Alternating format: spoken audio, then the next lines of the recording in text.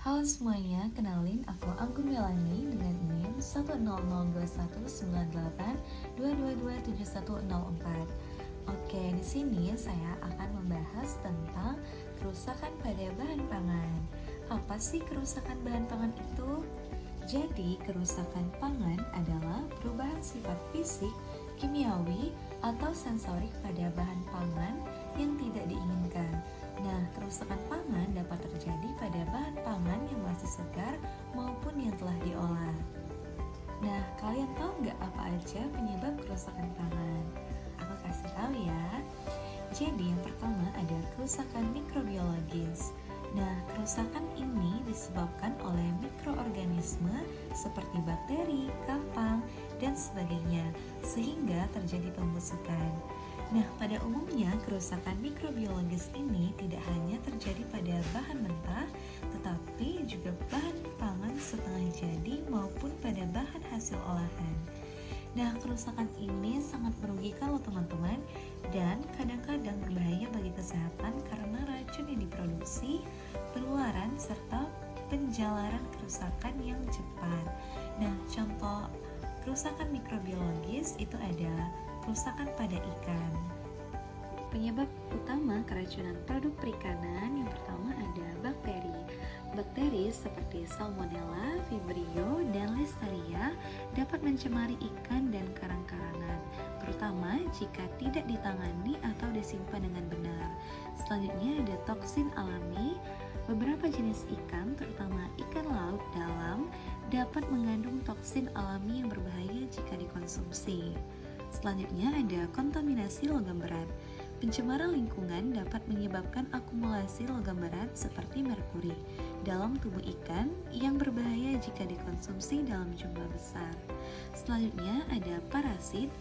Nah, beberapa jenis parasit dapat hidup di dalam tubuh ikan dan menyebabkan infeksi pada manusia jika dikonsumsi mentah atau setengah matang.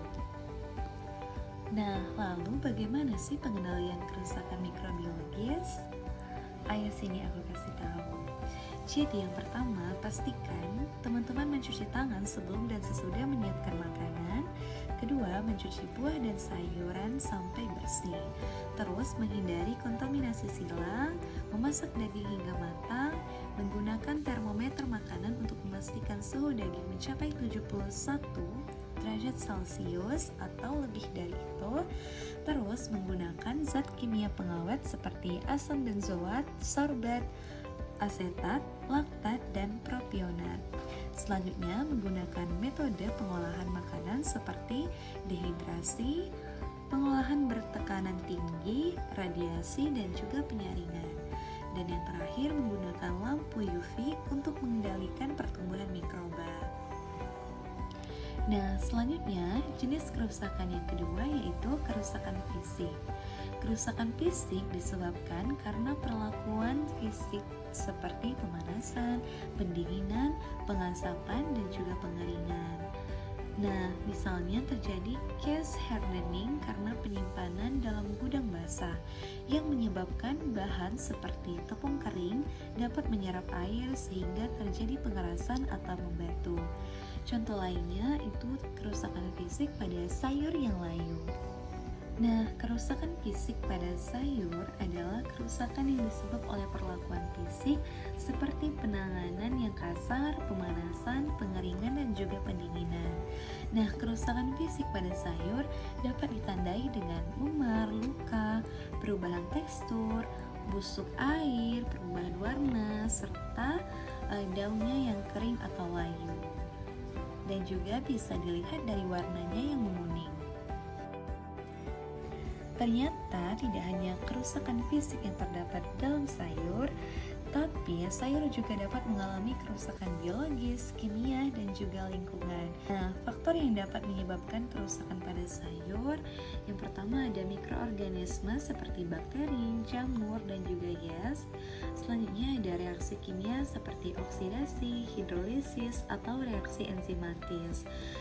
Nah, selanjutnya itu ada suhu, kelembapan, cahaya, dan udara, dan yang terakhir itu penanganan yang kasar. Nah, pengendalian kerusakan fisik dapat dikurangi dengan cara memilih bahan baku yang segar, tidak rusak, dan bebas dari kontaminan. Yang kedua, memperlakukan bahan pangan dengan baik mulai dari penerimaan, pengolahan, pengemasan, penyimpanan, hingga distribusi. Yang ketiga, menggunakan kemasan yang kuat dan kedap udara, melakukan pendinginan atau pendinginan cepat setelah panen, menjaga kebersihan peralatan dan lingkungan kerja, menjaga kebersihan tangan sebelum dan sesudah mengolah bahan pangan, menggunakan bahan pengawet alami atau sintetis, dan melakukan iradiasi untuk melindungi pangan dari kerusakan akibat serangga. Nah, selanjutnya kerusakan yang ketiga atau yang terakhir adalah kerusakan kimia.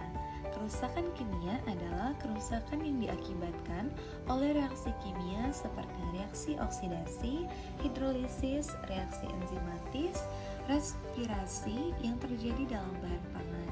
Contohnya pada minyak yang mengental atau teroksidasi. Kerusakan kimiawi pada minyak disebabkan oleh beberapa faktor nih teman-teman. Yang pertama, oksidasi. Minyak teroksidasi saat bersentuhan dengan oksigen, terutama asam lemak tak jenuh yang membentuk peroksida dan senyawa berbau tengi. Yang kedua itu hidrolisis.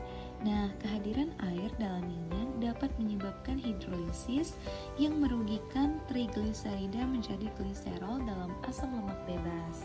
Dan yang terakhir itu pemanasan berulang. Jadi, pemanasan minyak pada suhu tinggi dan penggunaan berulang dapat mempercepat reaksi oksidasi dan hidrolisis atau merusak kualitas minyak. Selanjutnya yaitu pengendalian kerusakan kimia. Pengendalian ketengikan kimia pada minyak goreng dapat dilakukan melalui beberapa cara, di antaranya yang pertama ada penggunaan antioksidan. Teman-teman dapat menambahkan antioksidan untuk menghambat reaksi oksidasi yang menyebabkan ketengikan. Kedua, penyimpanan yang tepat. Menyimpan minyak dalam wadah tertutup, gelap, dan dingin untuk mencegah kontak dengan oksigen. Dan yang terakhir itu adalah proses absorpsi. Menggunakan absorben seperti Ca bentonit untuk menurunkan bilangan peroksida, indikator kualitas minyak. Oke, terima kasih telah menyaksikan video ini. Semoga bermanfaat ya. Sampai jumpa di video selanjutnya.